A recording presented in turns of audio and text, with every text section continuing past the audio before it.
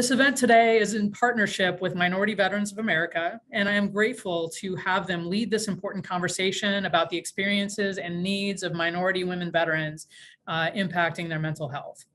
As a note, we are recording this event today, and we will make it available later on the DVS YouTube channel for you to view and share. And I'll put the link to our channel in the chat in a moment. Before we begin, I want to express our grief and sadness over the traumatic events that took place in Buffalo over the weekend. This past Saturday, racist terror took the lives of 10 New Yorkers and wounded 3 others while they were at a grocery store. 11 of the victims were Black, and the perpetrator targeted that location to advance an agenda of racist hate. We stand with our fellow New Yorkers in Buffalo, and we reject the perpetrator's hateful lies purporting that anyone who is Black, brown, or any other minority is in any way less than an equal and vital member of any community or locality across the state and nation. Anyone in New York who is feeling the psychological impacts of this violence can call the New York Project Helpline at 844-863-9314 for free and confidential mental health support. Again, any New Yorker impacted by this can call the New York Project Helpline at 844-863-9314, and I'll drop that in the chat, as well as other mental health and community resources. We at the New York State Division of Veterans Services are also here to support you. You can reach out to us to access the benefits and services you have earned through your military service. And we also can help to connect you to the wealth of free and confidential mental health and peer counseling programs available for veterans across New York. You can call our intake line at 888-838-7697 to set up an appointment with one of our Veterans Benefits Advisors near you. Again, that's 888-838-7697. It would be an honor to serve you. And I'll drop that number in the chat. And also, if you just reply to your Zoom invitation, that's me. And I can also help to connect you with somebody. If you or your organization provides services to veterans, please feel free to let us know in the chat who you are, what you do, and how folks can get in touch with you. We definitely want any veteran on this event to feel wrapped around with support and services. And with that, I would like to pass the mic over to the powerful and amazing Lucy Del Gaudio, who is Special Projects Manager for Minority Veterans of America, and she will be moderating our event today with the incredible panelists who you'll meet in a few minutes. Lucy is a fellow Army veteran and a tremendous advocate for veterans in the New York metro area and around the country. With that, please take it away, Lucy. Thank you so much, and thank you all for being here today. Welcome everybody to this special event, Mental Health in the Margins, Understanding the Unique Needs of Minority Women Veterans, hosted in partnership with the New York State Division of Veterans Services and Minority Veterans of America. We're so grateful you've taken some time out of your afternoon to join us for this session. Today, we're going to unpack the experiences of women veterans who live in the margins. Women veterans are one of the fastest growing demographics in our veteran community. Over the course of the past several decades, programs and services have been established to serve the unique needs of women veterans. These programs have worked to address homelessness, suicide, social isolation, and more, but have often failed to fully understand the raging experiences of women veterans. Through all of it, there are pieces of the women veterans experience that are missed. Women veterans exist at the margins of veteran status, gender identity, and varied other identities that have hold in addition that shape their everyday lives, including race, sexual orientation, social economic class, survivor status, and more. As we look to the future of serving women veterans, it is imperative that we look to the margins of identity to understand how we could serve all our women veterans more effectively, authentically, and impactfully.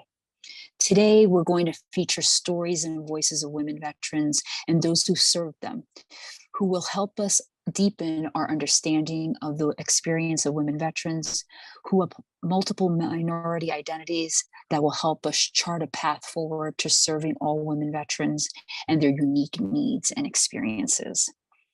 Again, my name is Lucy Delgadio, and as a special projects manager for Minority Veterans of America, I am incredibly honored to be here for today's event. A little bit about myself. I am a U.S. Army veteran. I served 8 years from 90 to 98 during Operation Desert Storm, Desert Shield. I am a survivor of military sexual trauma. I am of Latino background. I am Puerto Rican Cuban, born and raised in the great state of New Jersey. With that being said, today's experiences are about our positives and negatives. Right now, I'm in my total mental health journey as I've developed my mental health toolkit to better get myself prepared for my everyday life, my experiences and what I do to take care of myself. And I hope all the panelists will share those stories. This afternoon, we have some really great panelists in store ready to share, again, their experiences, their stories, the knowledge for us today. These folks are leaders, innovators, trailblazers, members of our community. Rather than read you all their bios, I'm going to allow them to introduce themselves, and we're going to get started right away. So question one, and we're going to go in the order of Jennifer, Susan, Maria, Ashley, and Sydney. Just introduce yourself, your name, and why you decided to serve. And Susan, if you could take it away.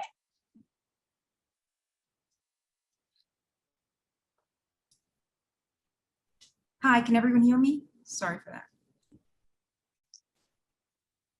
Hi, I'm Susan Sobra-Pena. I was born in the Philippines and became a naturalized citizen in the 90s. I was enlisted, and then afterwards I went to West Point. I graduated, and later on served as a company commander in Operation Enduring Freedom 7. So Afghanistan in 2006, 2007. And after my deployment, after my years served, I got out of the military in 2007. And I'm now in Manhattan. So nice to meet all of you. Thank you, Susan. Jennifer?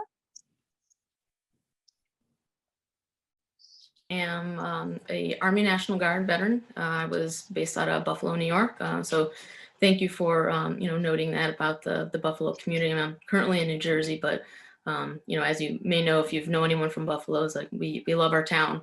We always have an underdog spirit, and so I appreciate you bringing that up and speaking frankly about the nature of the white supremacist violence that happened there. And the need to keep an eye out for that and make sure we all speak up, no matter what community we're part of, that speak up and out against that. As I said, I was in the Army National Guard out of Buffalo. I was a track mechanic, although we didn't really use any track, surprise, in Buffalo.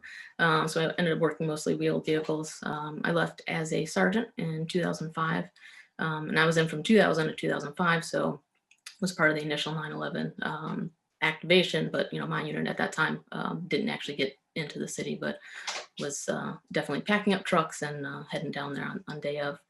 I'm also, after I left the military, I later I was a co-founder of SWAN, the Service Women's Action Network, and part of our goal is just to kind of, especially at the time of the founding, was to collect women's voices, women veterans, and women active duty voices, and amplify that.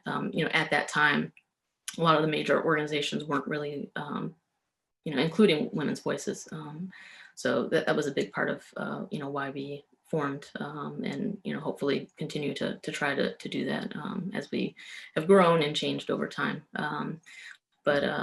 So again, I'm currently based out of New Jersey, but I'm very happy to be part of this panel and look forward to the discussion. And I do have to leave at 1 o'clock, so if you see me jump off at that time, please know that that I didn't get lost, and and I appreciate everyone who's speaking today, and thank you very much.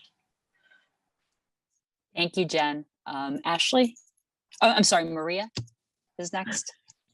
Hi, hello everyone. My name is Maria Salazar. I'm a Marine Corps veteran. I served from 2002 to 2011. I deployed to Iraq for the initial pump in 2003. I'm originally from Peru. My family migrated to the United States due to the terrorist situation in my country. So when 9/11 happened, I was 21 and it really triggered something in me. And this time I decided I was old enough to protect my family and my new home. So I joined the Marine Corps. I was a 0411 logistics. When I got out as a sergeant, my transition was a little bit easy. I became a Zumba instructor, but art has always been the one thing that stabilizes me and helps me to process life. So I founded Claymore Vets, which is a nonprofit that helps veterans and first responders with deep arts engagement in order to foster reconnection and social and post-traumatic growth. And yeah, I'm very excited to be part of this. I'm currently based out of New Jersey, but I lived in Long Island in New York for many years, and we do events throughout the tri-state area. And mental health is a big, I'm a big advocate for this, and I'm excited to be part of this today. Thank you. Thank you, Maria. Ashley, you have the floor. Hello, everybody. I'm Ashley Carruthers. I use she, her pronouns.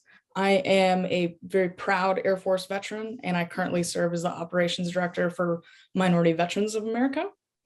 I served under DAT and after DAT, where did a lot of work overseas with the European commands to get DAT overturned. And once it was, we did a lot of work, spearheaded a lot of conversations and training with those commands on how best to support our military personnel with mental health services, especially in mind. Served from 2005 to 2013 with Operation Iraqi Freedom and in support of Operation Enduring Freedom. Currently reside in Washington, D.C. Thanks for having me. Thank you, Ashley. And last but not least, Sydney. Hi, everyone. My name is Sydney Covington. I am an Army veteran. I use she, her pronouns. I just want to say, Kristen, thank you for mentioning what happened in Buffalo. I'm based in the Chicago area, but my mom and I were in the grocery store at the same time as that shooting. And so just imagine walking out of a grocery store and the first thing you read on the news is that Black people were targeted for simply going grocery shopping. So it shook me up all week. It's been very hard to process just thinking about it. So thank you for mentioning that. I served at Fort Hood, Texas. I was a medic. I am based in the Chicago area, but I did live in New York for a short period of time. That's how I met Kristen. And so I'm really thankful to be on this panel and looking forward to hearing the discussions. Thank you, Sydney. So before I go into a lot of deep questions, I want to give Jen the floor. Jen brings a very unique perspective to this panel with all the legislative work that Jen has done in our space. So Jen, if you could give me like just a 5-minute overview of what legislation looks like right now for women, how it can be impactful in a way with all our various needs and all our intersections. So you have the floor, get on that shoebox and tell us what's taking place right now in our times. Well, I don't want to take all the credit. Don't want to take it. I can't take all the credit. SWAN is a small organization, but we have a very dedicated staff and, a number of people that have worked over time in various roles who have really been the engine, in the past few years to kind of keep the highlight on women veterans and the needs that we have and service members, active service members. But I would say, I think, one of the biggest things right now is just the passage of the legislation that just came through with the NDAA and the I Am Vanessa Guillen Act and all the changes that we've seen. I won't be able to go through all of them, but I will say that as a focus for an organization, one of the biggest things is implementation of those changes. You know, a lot of those changes are awesome. There are things that people have been putting a lot of work into, a lot of different organizations, a lot of different people, individuals, especially, you know, some of our Congress members, and, you know, really pounding the pavement for a long time. And a lot of those have happened, and going forward, how those get implemented is going to be the biggest change, or the biggest thing to keep an eye on. You know, even just with basic training integrations, and changing the women in combat roles, integration in those instances has not gone completely smooth. It's not happened at the speed that people thought it was going to happen at. And so we're looking at the same things for a lot of the legislation that just changed, particularly around sexual assault and sexual harassment. You know, we've seen, we've all who served in the military know that just because something's on the rule books doesn't necessarily mean that that's how it happens on the day-to-day. Things can get swept under the rug, which is obviously one of the big issues that we've all been focusing on. So, you know, part of the limitation of an organization is we're not necessarily on the ground. So a big part of what organizations like SWAN have to do is listen to what people are saying, listen to what's going on, on the day-to-day basis now, after changes have been made. Certainly, I think we can all think of things in our own experience, where you can think of an issue that one person had, but when there's, an issue that multiple people are having over and over again, there's a larger change that has to happen. So, for us, that's been kind of like the focus, when you're pushing for something for so long and then something kind of happens, it's like, okay, great. What do we do? What do we do now? Type of thing. So I think that's the biggest thing that we've been, kind of looking at and trying to keep, an eye out and our ears open for. Again, that's something that people who are currently serving have to be able to bubble up, and we certainly have people that reach out to us and provide that kind of information. We have done surveys in the past. So, that's kind of a big thing is, how do we reach out to people and get people to provide that information to us so that we can. So, certainly that's something that I would, say it helps us help other people, is to make sure that we kind of get that feedback from people who are in the military and who are currently and are seeing, what's kind of the actual impact of those changes.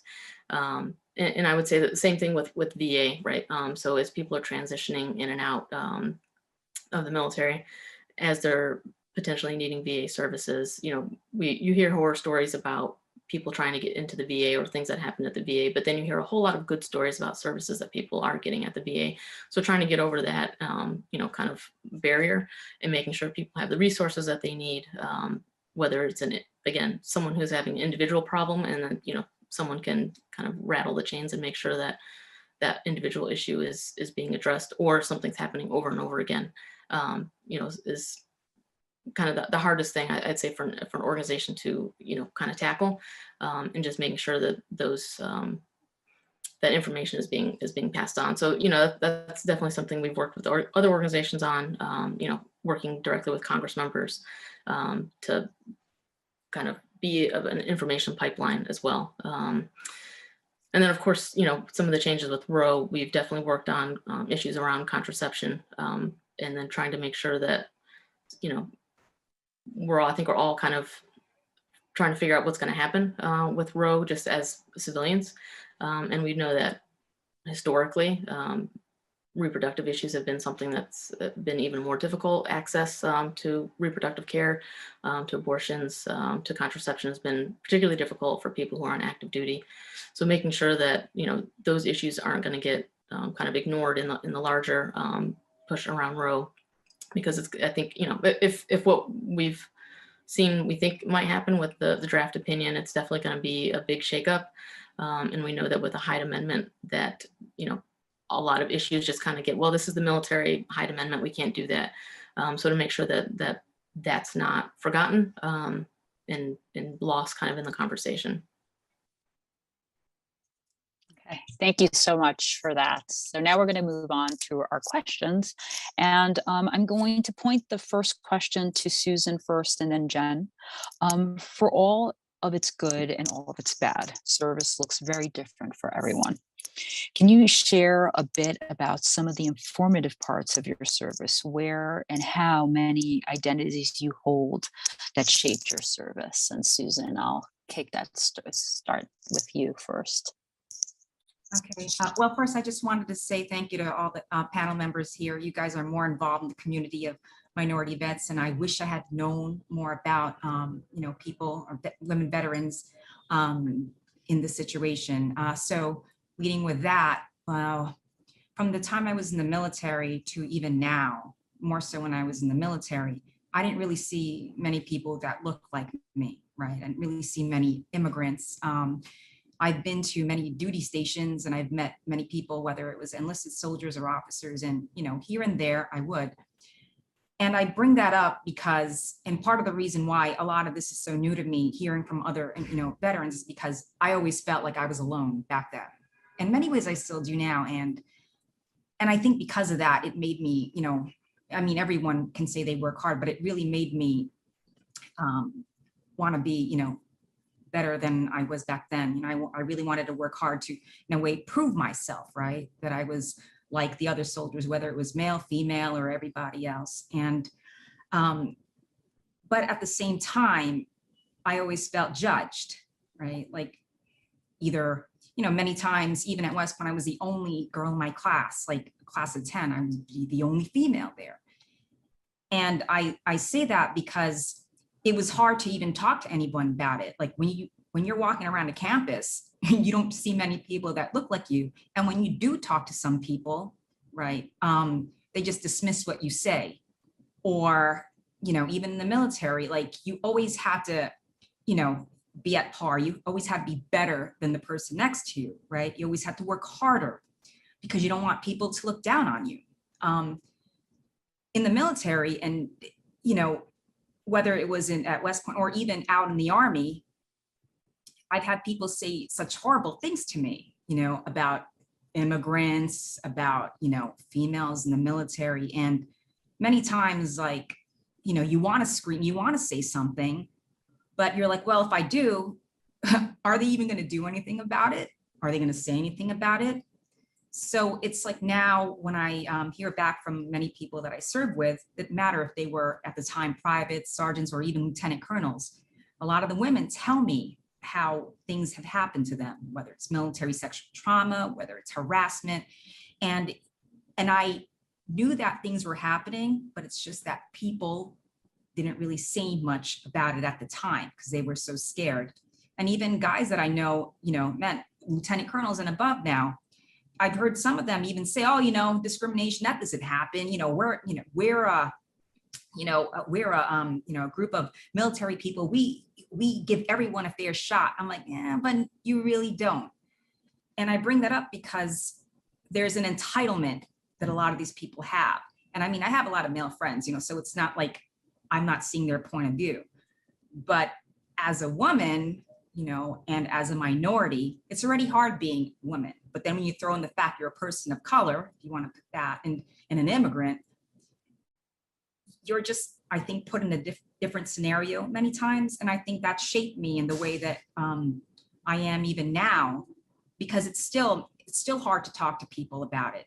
And so I thank you guys for even having these groups that now I know about, and maybe I can get more involved now. So thank you for that. Thank you, Susan, so much for your candor. And Jen, could you answer the question as well?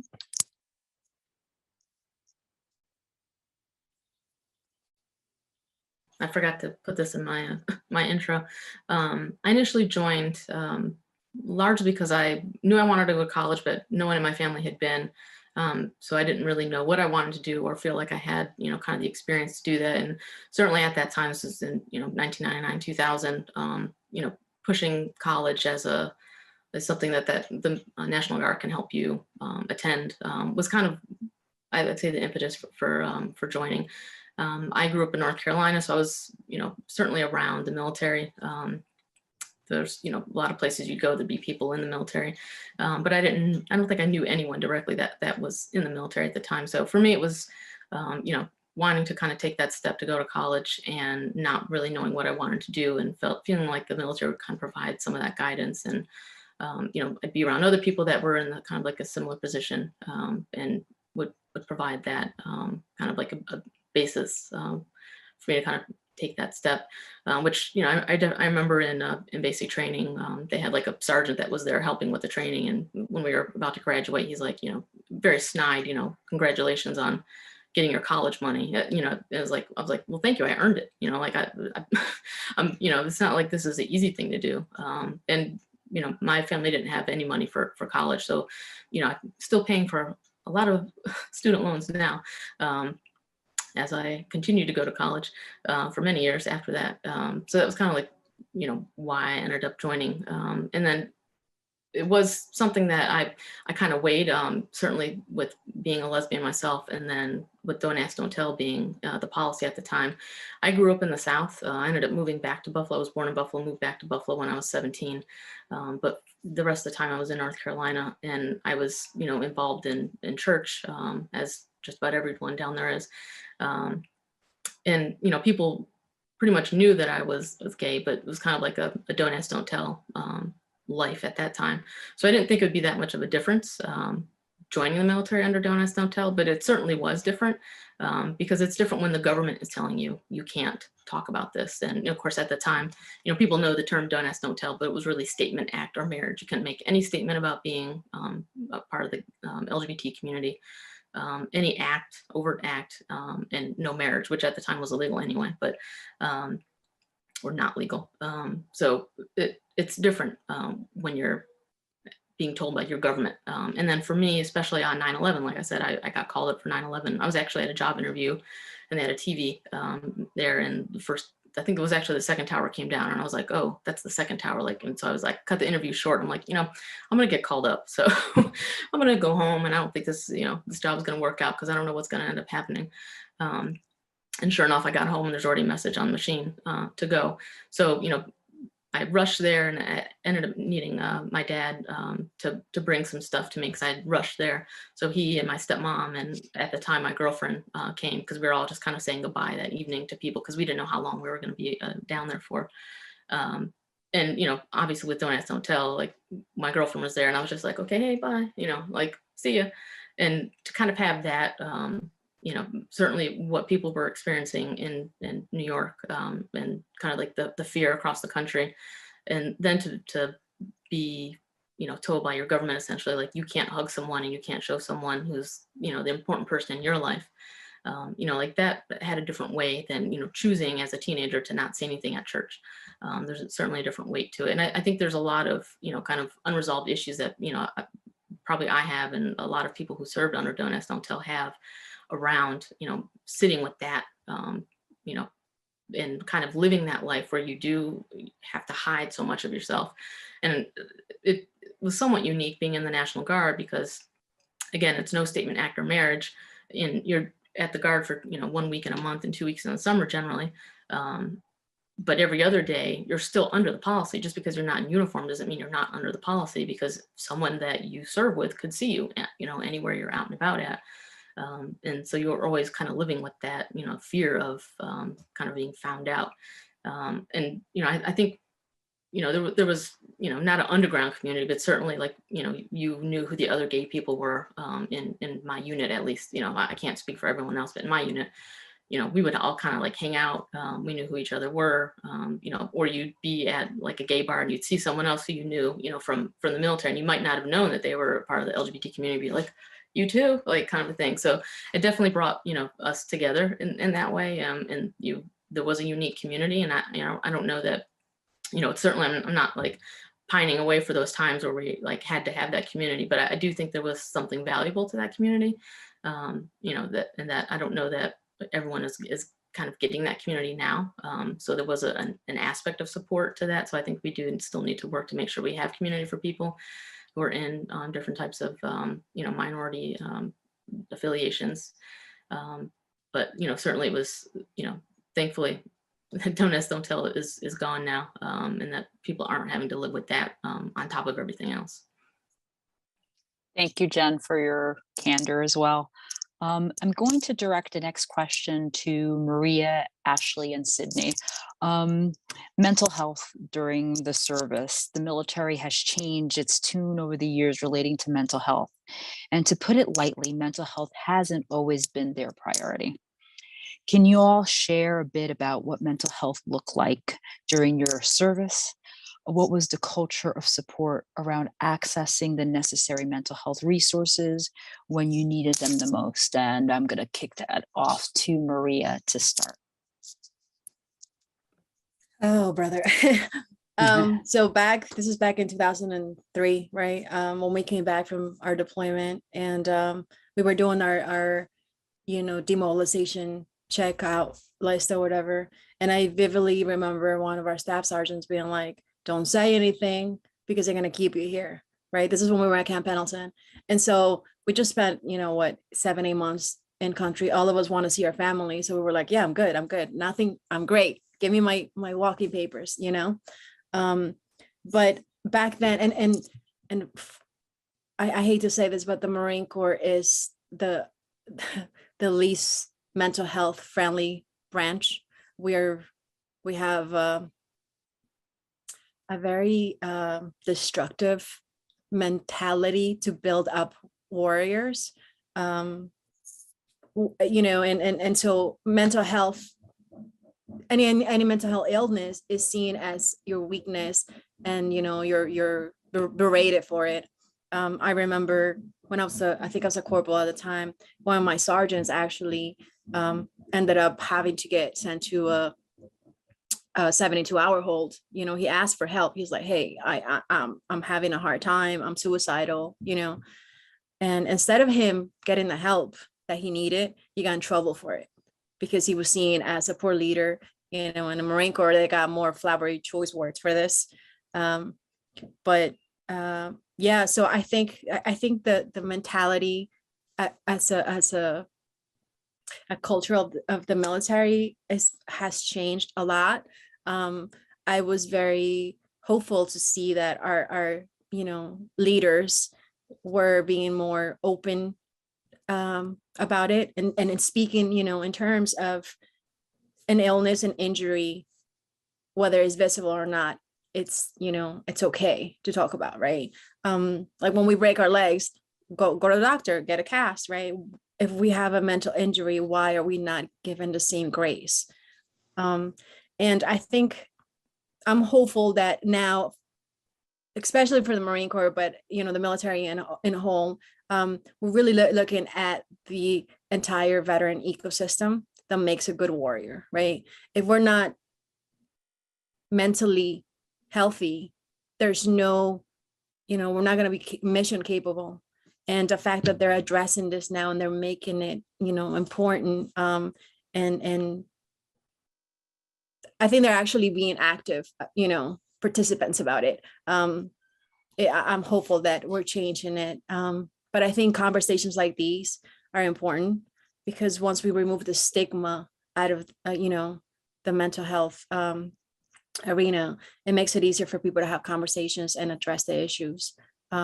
And I mean, we're out already, so we don't really have any skin in the game. But I think tapping into the people that are still in, because they could affect the change from the inside out. It's very important. So, Thank you, Maria. Ashley? So when I was in Iraq, we definitely didn't have any sort of mental health support at all. You had each other, but even then you didn't really talk about things that were happening around you, things you were seeing. You just kind of sucked it up and worked long hours, drank tons of coffee, tons of Rippets, and just kept it moving. Coming back, there was also no reintegration process. It was a short briefing of really nothing. When we were leaving Iraq, we were under attack as we were trying to leave. So everybody's, got that fresh in their mind. And then you land back on American soil and there's nobody there. There's just like 3 of you together trying to get back to the same base because everybody kind of dispersed. And you're kind of just left hanging. You're tossed back into what was normal, what was once normal, and you don't know how to act. You don't have at that time we weren't taking any civilian clothes with us, so we're all in uniform. Everybody knows why you're there. People are like, oh, welcome home, and it's just like, okay, great, thanks. Get back to base. And after days of trying, and it was, okay, great, welcome back, turn in weapon, turn in gear, and go have fun on R&R. Okay, well, I don't want to sleep in my own bed. It's too quiet. There's just things that are abnormal now. And there's nobody to talk to, nobody to turn to. Mental health was still kind of hush hush. And so for the probably first 6-8 months of being back, you are just kind of trudging along in the mud on your own. And the only people that you really are able to connect with are those that, you were with. But even then, you don't really talk about things. And so it took a while for me to seek mental health, to seek help. And even before I did, I asked, my superiors, what's going to happen if I go to mental health? Am I going to lose clearance? Are they going to, what's going to happen?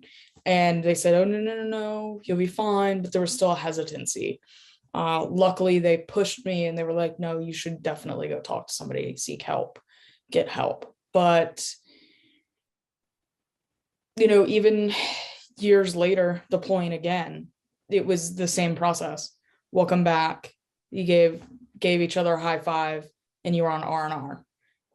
And you're just left to kind of reintegrate on your own. And that was incredibly difficult to kind of have to go through, because, even while you're there, the first night we landed, it's dark, we're already getting attacked, and I'm being handed a whistle and told to walk with a buddy because you're a female, and don't go near generators, don't go near the HESCO barriers, don't go anywhere alone, basically, because you're going to get raped.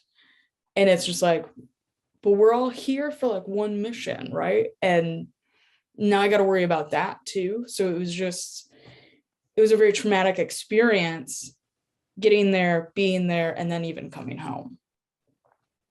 And even years later, depending on, I moved to Germany, was stationed in Germany, and the unit that I was with there, because of what our job was, if you had to seek just a regular doctor, you had a physical, you would have to come off of PVP. So you could go and seek health care, and then everybody knew that you were brought off of work because you had a medical appointment. So if you had a mental health appointment, all the red lights were going. And that was in, 2009.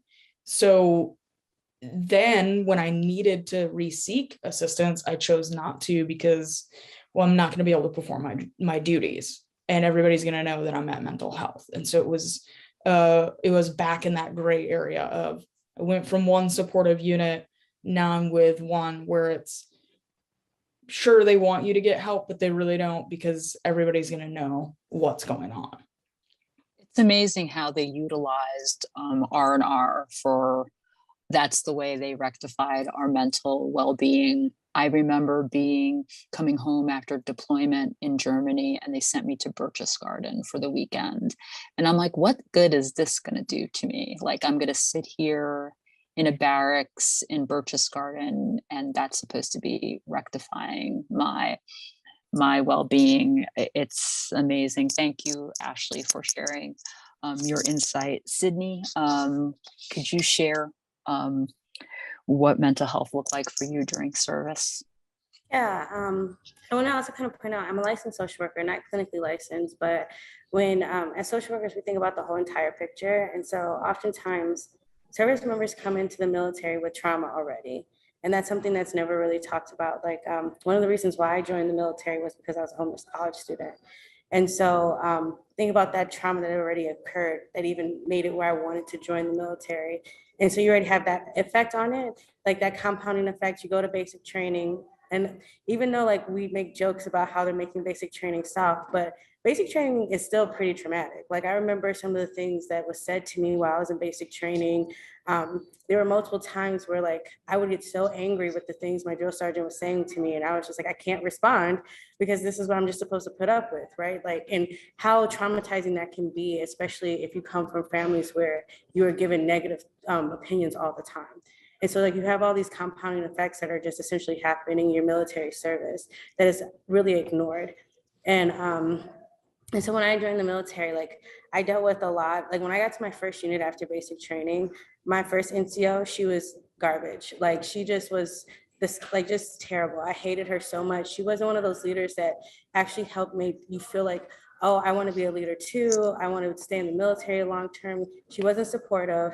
I remember my first week, my first sergeant was out. He came back and he did like a equipment inspection on all of our equipment to make sure our names were actually sewn on our gear. I'm new to the unit. How was I supposed to know my name needed to be sewn on my gear? And my other colleague, my other battle buddy who joined with me, she joined the unit the same week. I heard her NCO take accountability, like, you know, I hadn't told her yet. I'll make sure she's squared away before the end of the day. And I'm like, oh, my NCO is gonna do the same thing. Nope, actually the complete opposite. She was like, I told her her name was supposed to be on her stuff. I don't know why she's being ate up. And I'm sitting there like, what the hell? Like, I just joined the unit a week ago. It's like if you think about all these like minor things that can happen in your unit. And I switched units. I ended up switching to a new unit, which at first was terrible. Like, I remember one of the guys, we were going over first names and someone was like, oh, I wasn't expecting your first name to be Sydney. I thought it was gonna be like something challenging to say, or like, you know, like it was one of those things where you have all these like minor microaggressions that happen in your service that no one actually talks about, that adds to trauma, that adds to the ability to feel like you can be a part of a team. That adds to your mental health, because just scratch deployment, because I did deploy, but scratch all that. But think about all these little things that kind of build up before you even go on deployment. And you have to question, can I even trust the people I'm going out with? Can I ensure, like, do I know for certain they will pull the trigger for me? And then you start to question if you want to do the same for them. Like, you know, like, because all these little micro things that have added up where there's resentment, there's anger. And so that's something that's never really fully talked about when you're thinking about the whole person when they're serving in the military, because we all have different identities. Like I'm not, I don't belong to the LGBTQ community, but I remember when I was in AIT, Don't Ask, Don't Tell was first lifted, and someone who we were serving with, and I remember she comes in and she's like, I'm a lesbian, but I don't want any of you. And everyone's like, but we already do that. Like no one, like no one actually cared. Like, it's one of those things, like you didn't have to come out to us. We already, like, I mean, like we didn't think anything of it. I don't give a damn. I mean, I'm still showering in front of you. I don't care. Like I'm not questioning if you want me. Like we all in this together. So, but like the fact that she even felt like she couldn't share that about herself, or she couldn't show her preference for who she would want today, even though it was no one in the Bay. But it's like the fact that she couldn't do that, like, and how much that mental impact that can have for someone who's serving, just alone, like all those things. And I did end up deploying, but I don't think I had the impact of deployment didn't impact me until I got out of the military. So I was fine. I was chugging on just fine. But then I've also had like a traumatic background. So for me, it's like you just chug along, you keep going. And so that was just a natural response, which the military just fed into what I already knew as a child growing up in a community that doesn't support mental health. You take everything to God and God's supposed to fix it. I don't know. Don't believe that today, but it's just like when you join a career that has that similar mentality, essentially, it kind of makes it easier to kind of say, oh, I don't address mental health issues. And I remember before I got out of the military, we had someone who did go see, I was a medic, and we would have people come try to talk to us. And at the time, I'm not trained in anything. And I was like, you need to go see the social work, like you need to go see mental health. And they look at me like I'm crazy. And I'm like, yeah, dude, I treat trauma. Like if your leg is like blown out, like that's my job. I treat trauma. I don't treat mental health. Like we have people who do that, but I didn't realize, like, me being someone who's like pushing for the service that we have provided, because we did have the mental health techs who'd come once a month, and we did have a social worker who was attached to our unit. but talking to them would get you called crazy, or it just was never something that was positive. And I remember getting out and someone was actually going to go see the mental health professional every week. And there was one time we had an early formation to get off early, and our first sergeant was a lot, and we would have to do attendance at our formations. And so he was going off the names, and then someone was like, oh, so-and-so is at an appointment. He's like, oh yeah, I forgot so-and-so is going to go see the crazy doctor. And so imagine there's people who may be in formation was on the fence of wanting to go get services, and now they're hearing their first sergeant say, oh, so-and-so is going to go see the crazy doctor. Now you don't want to seem like you're crazy. And the fact that he could even say that out loud, as a civilian who works now, I'm like, that's such a HIPAA violation. It's no one's business where he went. But in the military, they can get away with it because a HIPAA is the very loose document that doesn't have a lot of standing, which is actually really sad, because it should have the same standing in the military as it does in the civilian sector, which he should have gotten in trouble for sharing where this person was. No one needed to know which appointment he was at.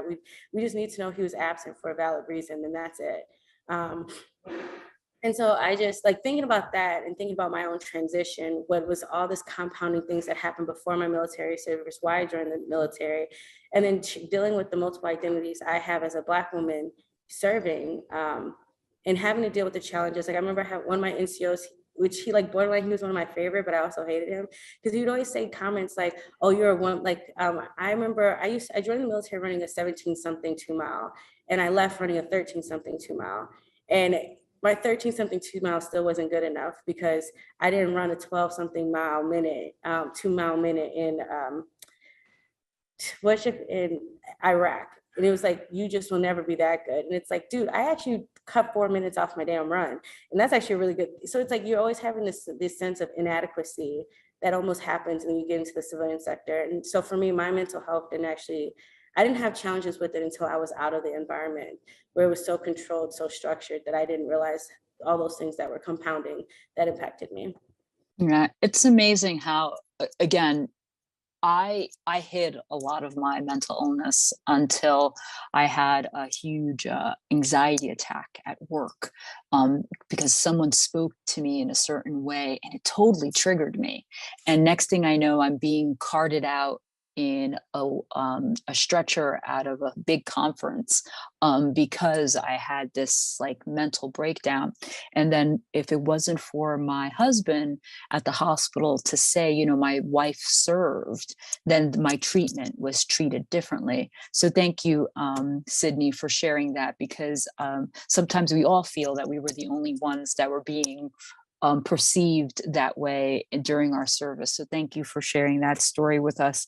The next question I'm going to throw to Susan.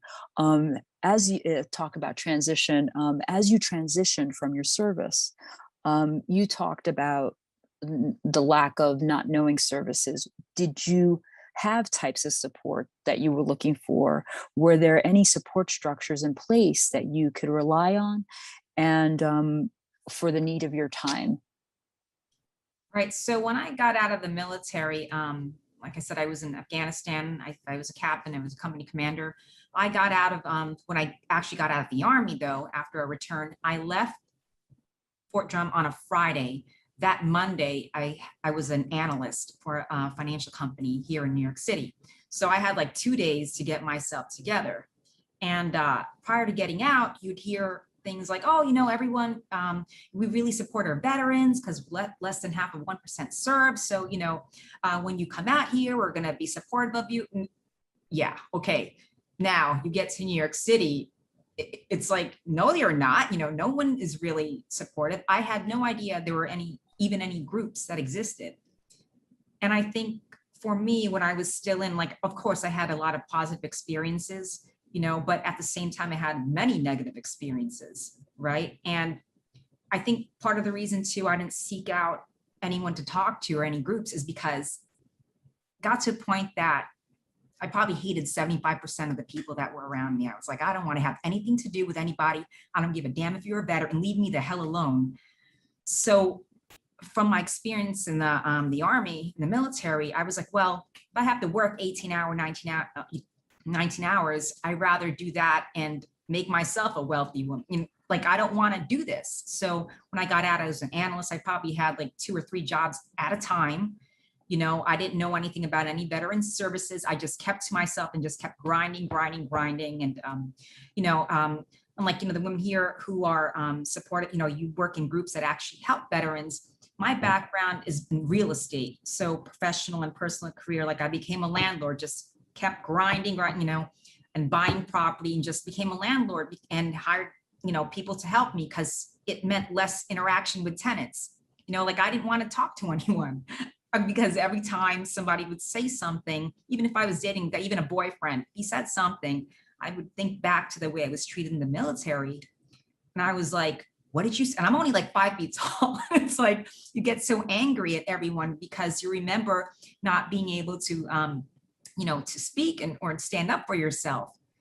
So I wish I had had that help before, but, in many ways, I think it shaped me now because I took all, that stress, and all I did was, go to school, finish my MBA and work, just so I could make it to a point that I didn't have to worry about, income coming in, just so I wouldn't be in a position where, like in the military, you worked, to get your paycheck.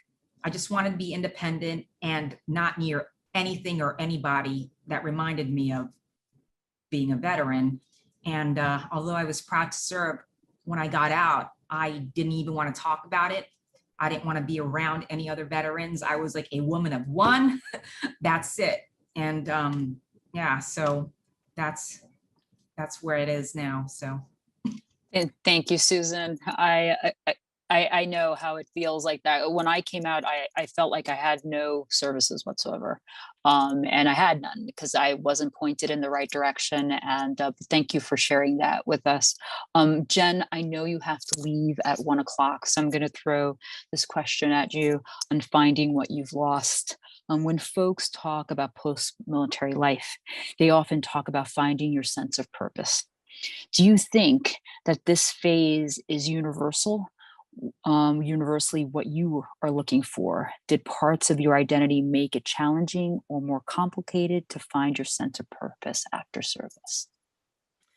I think for me, when I got out, I kind of did the opposite of like kind of what Susan did, and kind of sought out a lot of veterans, and then ended up kind of getting involved in different like veterans retreats, and some of the really good ones, like the Women of Color Resource Center out of California, which they folded a few years back, but they put together some really good retreats, and I think that was helpful. I think a lot of us, we feel tough, being in the military, and then we don't want to kind of do like the crunchy, like, get in touch with your emotions type of thing. And certainly, I can't speak for everyone else, but I'm sure that a lot of us still struggle with that. And, so it was hard, to do some of that. And looking back, I don't think I realized it at the time, but looking back now, I think a lot of that was really helpful, because it did give me a sense of community. And then, some of those retreats, ended up being kind of like the genesis of SWAN, the group of women that were there. The Women of Color Resource Center brought together a group of veterans, and then that group was the one that kind of, said, hey, we want to do something. We keep saying the same story over and over again, or different variations of the same story. And so for me, that was helpful. But at the same time, I was in the National Guard. I got out, after 5 years. I technically got out on a medical for my feet.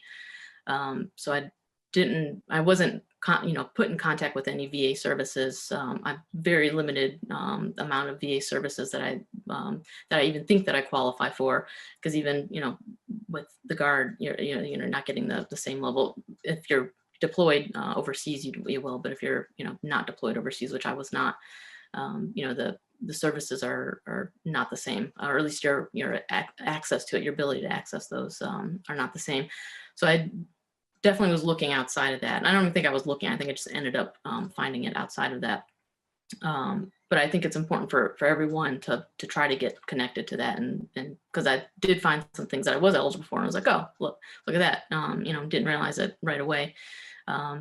So I think it's important, for people to try to do that, but it's, trying to make that transition. I think a lot of us, especially some of the things that Sydney was saying too, I think we have gone through some things that are really tough, and I certainly heard this what Susan was saying too. We went through some things that were really tough in the military, so I think we kind of like push aside things that we face, in the civilian life, because like, well, this isn't as bad as that was.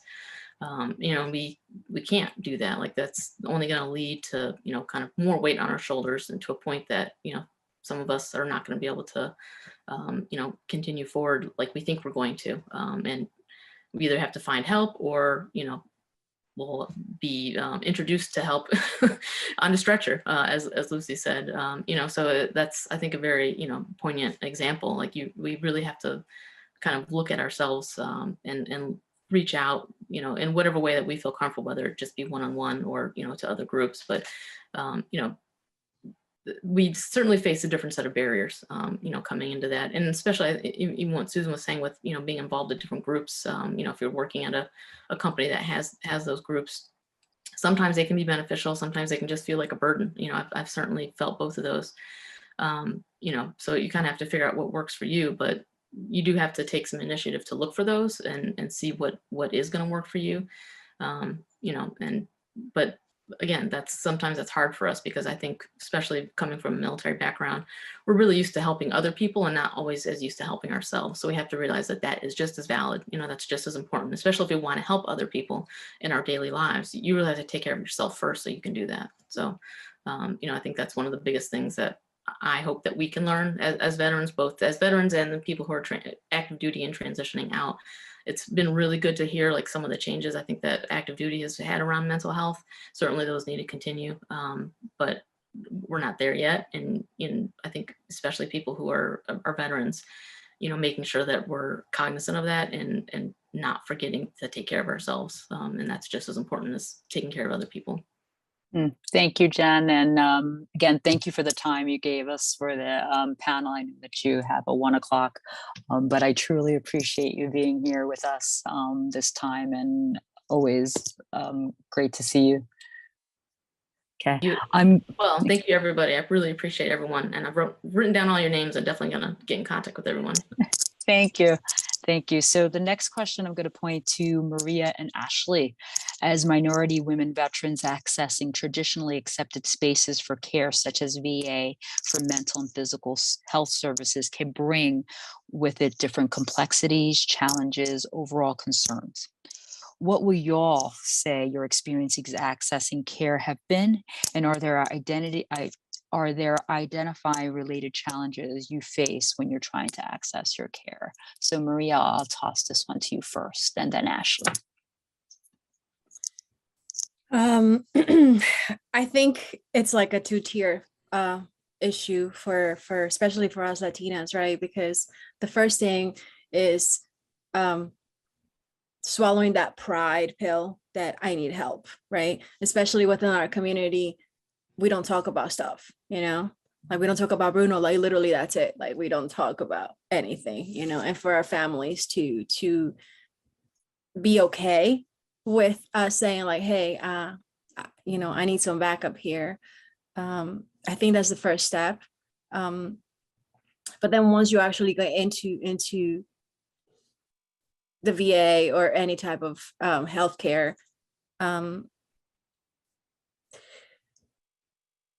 I think they always look at your background. If you're Latin, oh well, it's the way you eat, or it's it's they kind of downgrade things, right? Or it's like maybe you're just what is that word?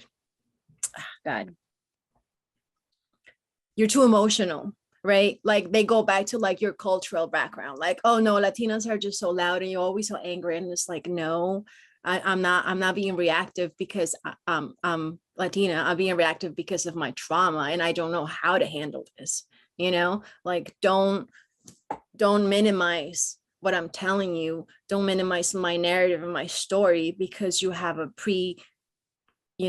judgment of what my cultural is stereotyped as.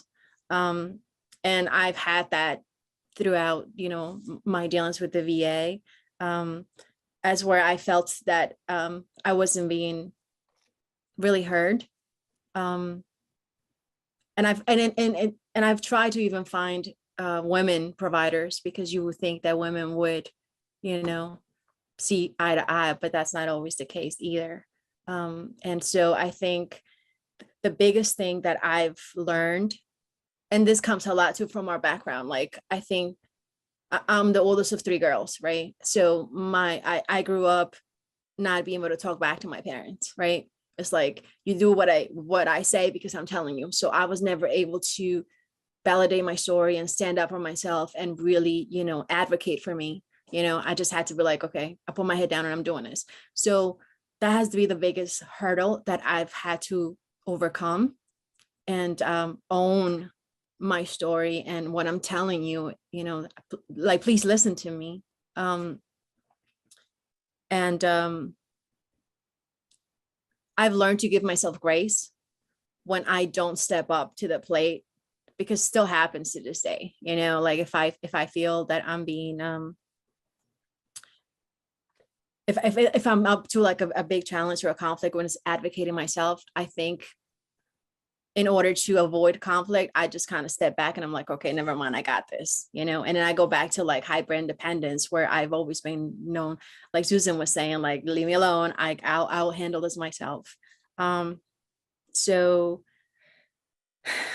finding advocates within the system that do understand our cultural diversity is important, and being able to teach people that our backgrounds, our cultural upbringing shouldn't be a hindrance to the care that we receive,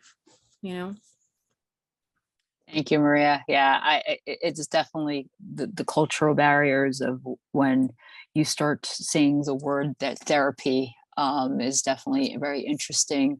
I'm probably the first person in my immediate family from my brothers and sisters that actually like actively did therapy, and it was very frowned upon, but I had to do it, and it's made a world of difference with my family ecosystem.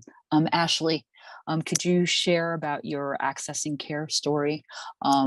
And again, any challenges or how you experienced your access of care? Definitely. So lots of challenges going into the VA in Kansas City. That was the first VA I went to after service, and walking in for medical care for a ton of things that the VA did, give me a disability rating for, but it was challenging because every time I'd walk in the door, I was looked at, as somebody's spouse or somebody's daughter. Who are you here with? Well, I'm the veteran. Oh, okay, great. At that time, they didn't have a separate location for, the women's clinic. So it was kind of all together. So you're in a waiting room with a bunch of veterans from, various eras and services that are looking at you like, why are you here? Why do you have short hair? Why do you look the way you do? And even with talking with providers, the question of, is there a chance you could be pregnant? No, there's no chance I can be pregnant. I can guarantee you there's no chance. And they always ask, well, why is that? Well, because I'm a lesbian, so you're constantly always coming out. And then, they're like, well, okay, so why are you here? Mental health was a challenge to seek. There was a hefty waiting list at Kansas City. Then when we moved to North Chicago, was able to get into the VRU program and was able to seek mental health assistance. The first appointment I had, the provider didn't even look up at me. And as soon as I was done, basically giving a short version of why I was there and my story, he just looked at me and said, oh, I think we should just put you on medication.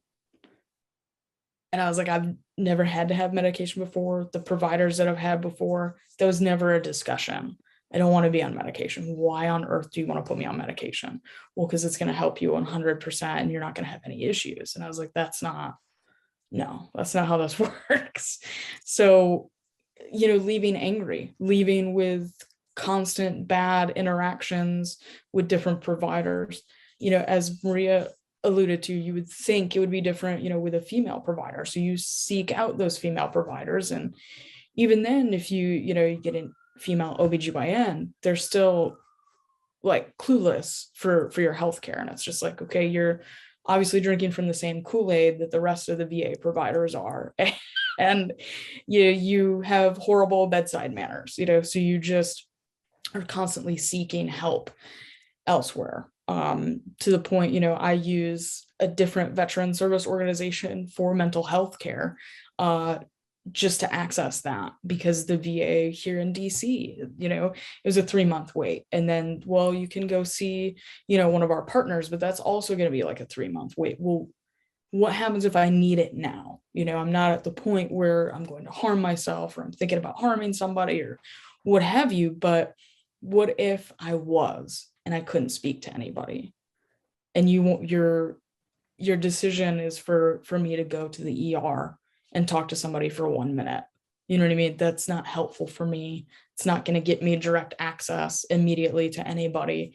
So it's always a constant battle and fight. And then if your provider leaves for any reason, or there's not enough providers. So even if you do get a provider, you're not going to have like a regular cadence to seeing them. So when that provider wants to see you once a week, sometimes it's not even possible because there's so many clients that they have that they just can't keep up with it. So again, you just seek healthcare elsewhere, even though you should be able to go to the VA. And then it's, every time they want to look at your VA benefits again, well, now I got to go trudge around to all these different providers that I've had from all over different cities, different states, and get all that information, back over to them to show them, yes, yeah, you still need to be giving me my benefits. So it's incredibly difficult all the time. Mm-hmm. It's amazing. I have a friend whose son had a horrible time finding to get his meds prescribed, that he ended up taking his dog's Prozac because they wouldn't refill his. His dog had more access to Prozac than he did. So yeah, thank you, Ashley, for sharing that. Sydney, I'm going to toss this one to you, and especially since you're a provider, and I want to really get your sense of it. It's about COVID. There's no part of the world that wasn't untouched during COVID, and veterans were certainly no stranger to the impacts. Isolation compounded with increased likelihood of having to endure and living with complex mental health challenges. What did the pandemic do for your mental health, and did you seek support, or what type of needs did you endure during the COVID time period? Yeah, COVID was strange for me because as I said, I was living in New York. I actually was living in New York when the pandemic hit. And I was at a point in my life where I was tired of the subway. I was tired of being in crowded spaces, because that's what New York is. Just crowded spaces all the time. And I honestly was like, I just need a break. Like, I just need to not to have to go on the subway for like a good 2 weeks, just something just to get me away from all this. So when the shutdown happened, I was like, oh my answers were just prayer. Like, I mean, my prayers were just answered, said that backwards.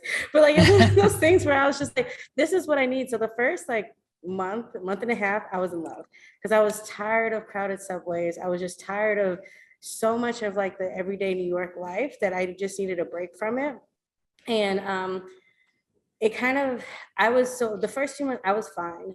One of the things I had to do though at the beginning was cut off the news, because I've never seen death rates put on the news every single day like that. And I was just like, seeing death rates every day is just not healthy for anyone, period. Like I I understand that they were trying to show how important it was, but I feel like they could have done it in a healthier way that wasn't so detrimental to so many people's mental health. So I think that on piled on top of all this other stuff made it where you're just having all this stuff happening at once. You're seeing death rates on the news all the time for the first time ever that I can think of anyway. You're dealing with the fact that people are being isolated. I'm somewhat an introvert, extrovert person. So being isolated for me didn't bother me as much at first because I'm like, this is sometimes how I recharge. I need alone time. I was like doing all this self-care because I had so much more time because I wasn't spending an hour commuting on the subway twice a day. Like I was just like, I can do all these things. I started going up to the park that was up the street from my house that I forgot that was there because it's New York and you forget there are parks that are actually in the city. It's like I started like doing all these things I had never done before. And it was, so for me, that was great in that regard. And then it started to become too much. I was like, why is all my interactions virtual? I was so tired of looking at people on the screen that when someone's like, you want to do a happy hour? No, I do not. If I'm going to drink by myself, I might as well stop pretending like I'm drinking with other people on a screen. Like this just doesn't make sense anymore. And so like after a while, I was just like, this is overwhelming. And for me, one of the things that I was most concerned about was the people who should not be isolating. And that was that's where my biggest concern started to get, because I had a friend, I actually lost a friend to suicide during the pandemic because it just became too much for that person to bear. And I think that's something that was never thought about, was like, how do we ensure people who should not be isolating, people who do have demons that interfere with their thoughts on a regular basis, that need to socialize with other people to combat the demons that are challenging them? Because I've never had a situation, being isolated doesn't cause that for me. Well, at least in situations where I have some control. Whereas there are people who can't do that. The silence is too much for them. There are people who live in very rural areas and who come into the city to get social interactions, and that was taken from them. And so I had more of a concern for other people. Like I moved back home because I was like, I just want to be around family. Being this far away from family with all this like death rate stuff just started making me paranoid. I'm like, what if my family starts dropping like flies? And I'm like, and then I'm sitting up here living in New York when I could be back home with family. And so I moved back home, which made it a bit easier for me and made it where I could see my nieces and nephews every day and just was able to appreciate their presence. But I think the biggest thing was like losing a friend to suicide during the pandemic. You kind of start to question like, should I have reached out more? Should it like, where did I drop the ball as a friend? And I think that was my biggest challenge, was after his passing, was like questioning where, like, I was so focused on myself that I forgot to like think about people who have bigger challenges of being isolated, that, because I was just trying to make sure I was mentally okay. Because I kind of tapped into my deployment mode. When I was deployed, I like, it's weird because you're surrounded by people, but I isolated myself. I'd find times to go to the gym alone, even though my command star major was 100% against women going to the gym by themselves. And I was like, Sergeant Major, look, because one of the rapes that happened when we were downrange was actually a male raped another male. And I was like, if anything, you're at higher risk than I am, according to the last situation. So like, I think I'm okay. And I was like, and I also have a weapon. Like you do, like, I'm like, if I can't, I'm like, not saying for, it's just one of those things for me. I was just like, I don't think it's fair that my male counterparts get to enjoy freedoms, and they also have the same risk as I do. And I can't enjoy being able to go to the gym by myself. I work night shift in the aid station. There was only one male, one female medic working at night. I'm like, so what, we're supposed to shut the aid station down because I have to go to the bathroom, or for whatever reason, that just doesn't make logical sense. And so for me, I kind of tapped back into that mode of like, how do I control my mental health as much as possible, which was working out. I'm spending time alone, reading books. And that's kind of what I did during the pandemic. But like I said, I think for a lot of people, that time brought up things that they probably have never dealt with. And my biggest problem was also accessing mental health. I was going through the VA, and this is where I no longer use the VA for mental health services, is because of this experience. Their residents couldn't provide mental health services if they lived in a different state. So my therapist lived in New Jersey, but came into Manhattan.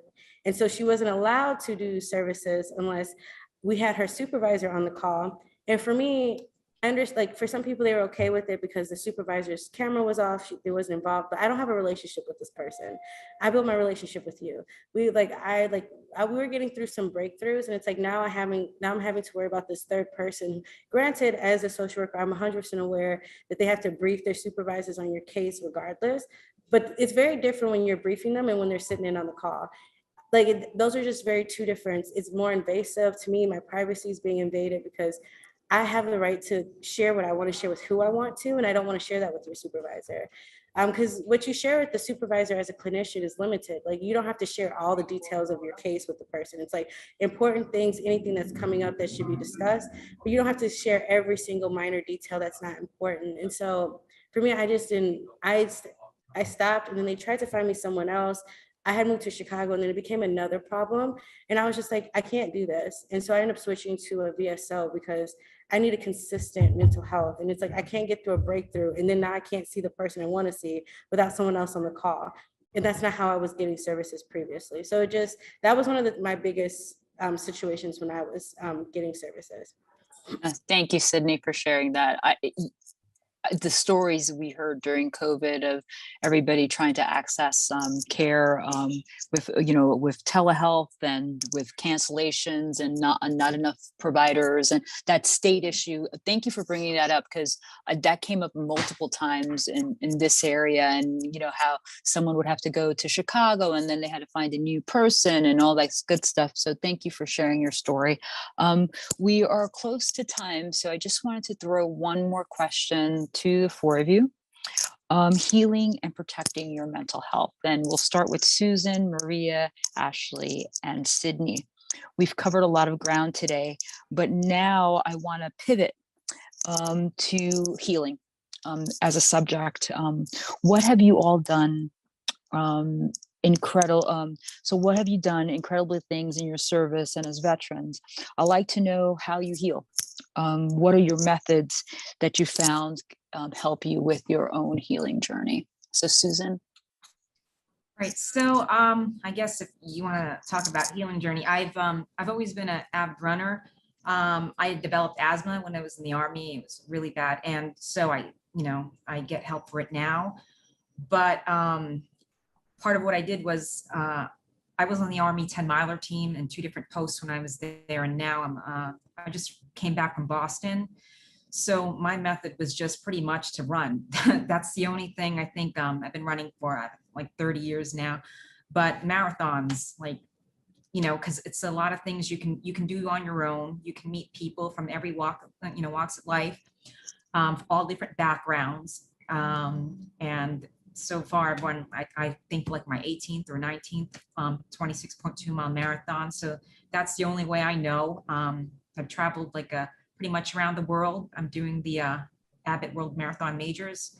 So I'm running London this year, and I have just Tokyo, and now I'll be finishing the Big 6. So that's how I heal, I guess. Running and just using that and traveling, even on my own, doesn't matter. So that's how I've been healing. I don't know if that's the answer, but that's what I know. So yeah, I've added, Kristen told me about your running ventures because that's part of my toolkit is running. I started running 5 years ago. I never thought I would run a marathon, and I've done New York City twice and Marine Corps various times, and I'm venturing to do Marine Corps this year again. But it does that. I always tell people my first mile is the most therapeutic mile that you'll ever have, because you start, grabbing your breath and you start focusing, and it does help. So thank you so much for sharing that. Maria, what is your healing? What do you use to heal? So I think healing is really like an active verb, right? I don't think we're ever going to get back to how we were before. I just think it's actively doing your best at where you're at that day.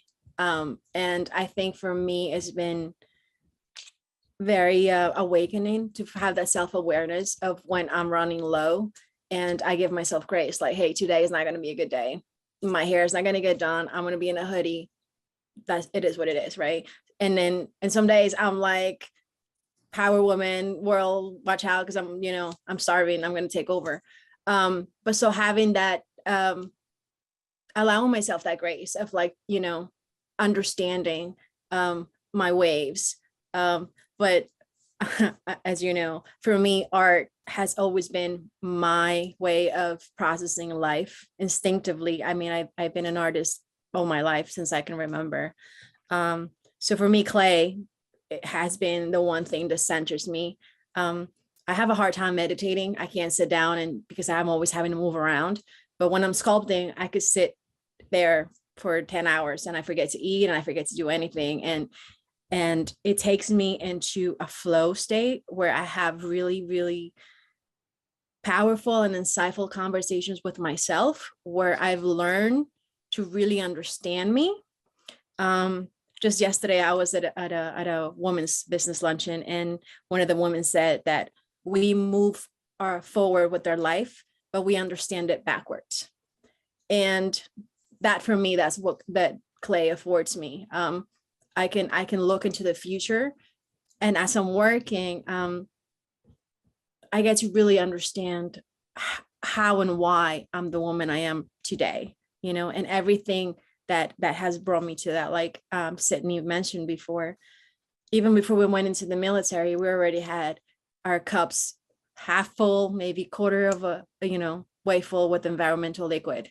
And so for me, this journey of understanding what makes me tick and what has shaped me and how I navigate life,